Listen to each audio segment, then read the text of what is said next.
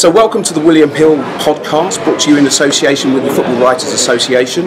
I'm here with Sam Cunningham, chief football correspondent of the newspaper. He was in Volgograd last night, just got in the early hours of this morning, so he's feeling a little bit dishevelled, but he's got his thoughts from the game last night. Just tell us, what was the mood in the camp after the game? Yeah, I mean, afterwards I think there was a slight sense of relief that Kane had stepped up at the end. I think, it was an amazing first half an hour, and everyone created so many chances. Kane scored. You're kind of thinking this is impressive, and then I don't know. It seemed as the game dragged on, it seemed to be returning to a bit more of the older England. And if we hadn't got that goal late on, it would have been a 1-1 draw against Tunisia, and I think the mood would have been very different to what it's ended up today. Yeah, and exactly. Not just the mood last night after the game in the mix zone with the players there, but also in the country, here in the training camp for the next few days until that next game. It just all changes, doesn't it? And that goal really was a lifesaver. Yeah, I think the fact that it came from Kane as well, new captain, and he'd not scored a major tournament goal, and I think everyone was sort of looking to him. He's only 24 years old, thinking he's done it in the Premier League. Can he do it in the biggest stage of all? And I think that the fact that it was him rather than anybody else as well, the fact that he dragged the team through, I really do think that has lifted everyone as well, and really kind of made quite a big, made quite a big talking point developing next year as well. And of course now he's in the running for the Golden Boot as well. He's only one behind Ronaldo, and that's the benchmark, isn't it? After 2 games, can you get to 3, 4, and even more?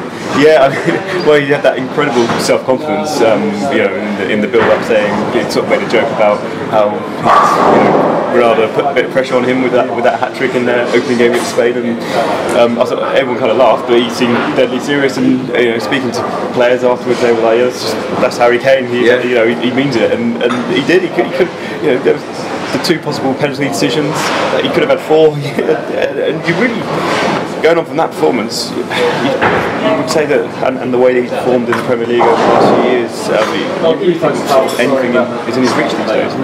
Now, there were obviously a couple of players who were underwhelmed, and questions are being asked about Raheem Sterling in that number 10 position, maybe Ashley Young at left back.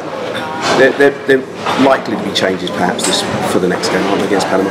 Yeah, I mean, I wonder actually if Sterling was obviously the first one substituted. He didn't have the best game, he missed that open goal chance. I wonder if Southgate might use Panama as a chance to actually get his confidence up a bit, give him a bit of a shot.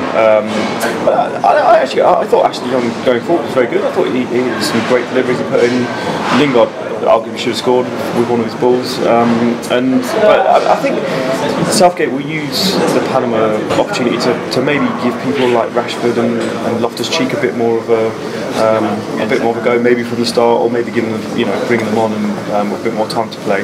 But I think it's just the fact they've got that first 3 points, it really does change the dynamic of this Panama game, and it just gives Southgate the opportunity to maybe play around a little bit more and really get the team going.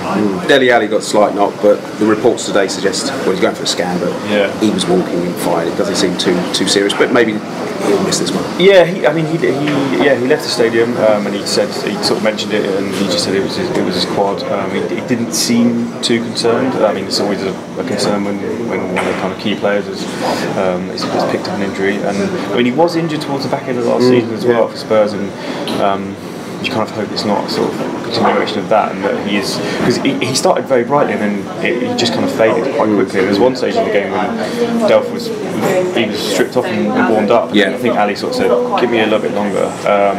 But yeah, he might be one that they'll keep an eye on, and again, the Panama game will give him a bit of an opportunity to perhaps go right, to give him a rest here and make sure he's back fit. So England overwhelming favourites to beat Panama, Belgium beat 3-0. Wouldn't expect any shocks there. No, I mean, I really can't see that. I think the real hard work was done in that Tunisia game. I really do think it did hinge on that game. If England has got, say Tunisia popped up with a late goal, which does a shot, we say England could almost have been out with Belgium to go as well. But now, especially with the kind of weight off in that sense, I really can't see them at all.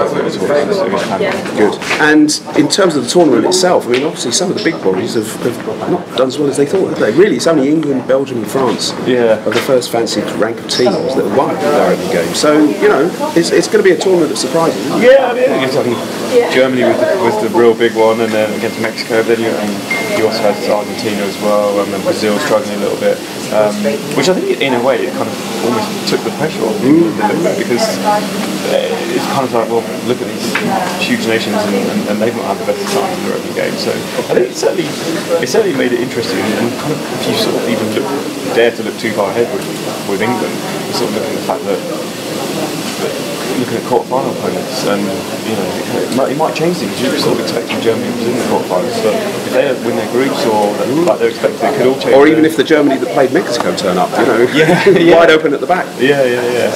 No, I think it's kind of good for the tournament, really. It's not just been right. All the big nations are winning their games comfortably. I think it's certainly added a bit of a different kind of element to it. And of course, most important thing from an England point of view is we're all happy now, and well on Friday. Well, absolutely. Yeah, we've got it does certainly covering England extensively. It just leaves the mood of the camera a lot happier, and you can write lots of nice things about it for the next few days. I think and I also think back every year they're talking about huge audiences more than we're all went into the game, and I think it just goes to show when it comes to the World Cup how interested people are in the team, and I think it does. I think it really does kind of gets everyone excited about it. Brilliant. Thanks, Sam. And don't forget, keep coming back for more from the William Hill FWA podcast.